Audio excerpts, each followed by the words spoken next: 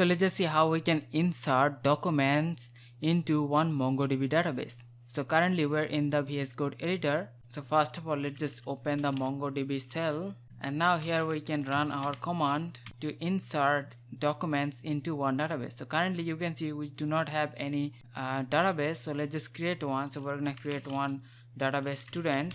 So let's just add some documents inside that student. So to insert the documents, there are two methods for that. We have the insertOne, we have the insertMany. So first of all, use the insertOne. So we're gonna write db.detail.insertOne. So here the insertOne method is used to insert one document, and the object contains the name, which is John, and the age of that student. So here you can see we are using this details collection, but we have not created that collection using the create collection method. So MongoDB will create that collection automatically for us. So in this case, it will create this collection and also going to add this document inside that collection. So let's just execute that. So it has successfully created this document and also assigned this ID. So now if we refresh, so here you can see we have this student database, and inside that database MongoDB automatically created this collection for us,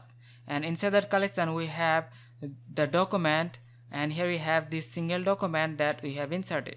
So here is the name and here is the age, and this is the ID that is automatically assigned to this document. And let's just see how we can insert many documents at once. So for this we have to write db dot then the collection name, and then we have to use the method insertMany, and inside that it will take one array of object. So inside that array we can have multiple documents. So we can create one document with the name Sam and age 25, and we can add another document with the name Julie and age 22. So let's now copy paste this. So we're gonna copy this and execute in the MongoDB shell. We have successfully added those documents with these IDs. So now if we refresh, so inside the details collection, so this was initially there, and then it has added these two documents with unique IDs. So this is the way we can either insert